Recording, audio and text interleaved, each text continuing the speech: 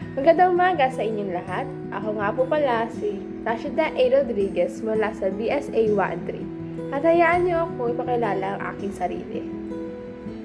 Ukol sa aking tatay, nanggaling ang pangalan ng Rashida sa isang diksyonaryo na may kahulugang bin.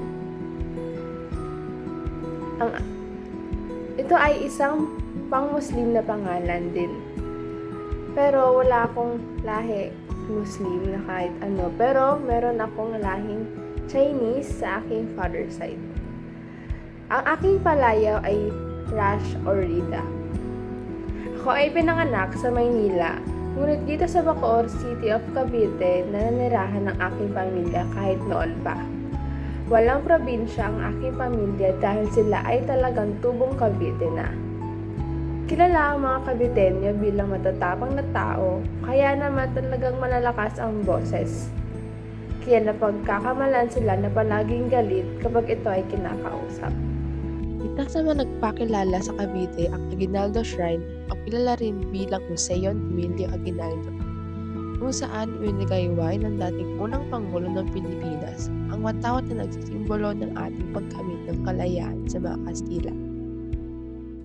Ang Tagaytay City of Cavite naman ay kung saan makikita ang Taal Volcano na kilala bilang isla sa loob ng lawa na may lawa sa loob ng isla at isang maliit na isla sa loob ng lawa sa loob ng isla.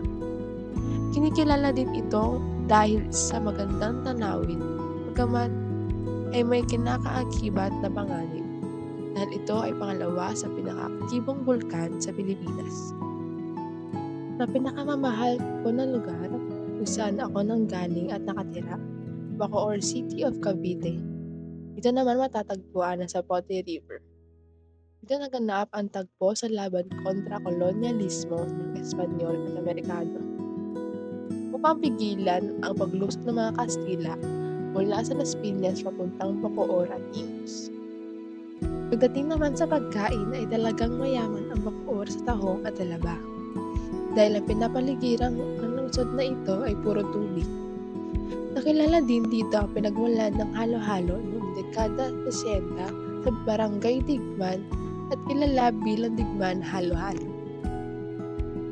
Siyempre, hindi mawawala ang katutubong kasuotan sa Bacoor. Para sa kalalakihan, ang sinusuot nila ay barong Tagalog at sa kababaihan naman ay barot saya. Sapagkat, naiiba ito tuwing may kapistahan. Tulad na lang ng Bacood Festival, kung saan ginaganap tuwing Setyembre upang ipagmalaki ang kasaysayan, kultura at produkto ng Bacoor sa pamamagitan ng street dancing at cultural performances.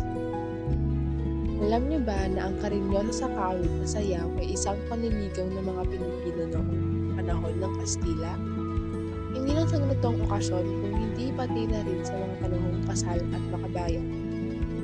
Ang kompostor ng ating pambansang awit na lupang inirang ng Pilipinas ay isang Caviteño, si Julian Felipe. Pero kinaunan ay tinagmaan ito ng tula ni Jose Palma ng bersyon ng Tagalog.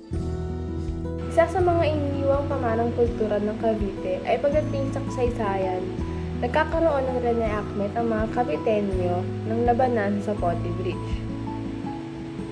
Sa pananampalataya naman ay tuwing ika-29 ng Setyembre ay pinagdidiriwang ang pesta ng patron ng Bacoor na si San Miguel Arcangel. Tampok din dito ang Misa Mayor, kapistahan at piyesa sa mga tahanan. Lalo na sa kaugalian ay tanyag na isinasapuso ang pagbabayanihan o pagtutulungan ng bawat isa sa nangangailangan. Pagsimba tuwing linggo, paniniwala sa mga pamahiin tulad na ng pagputol ng kuko sa gabi dahil titigas ang ulo at hindi na marunong makinig sa nakakatanda. At syempre naman, hindi mawawala ang pagbibigay respeto sa mga bayani at kasaysayan na mayroon ang Cavite. At patuloy itong pinahalagahan. Salamat sa iyong pakikinig. Sana ay hindi mo lang ako nakilala kung hindi may natutunan ka rin sa akin.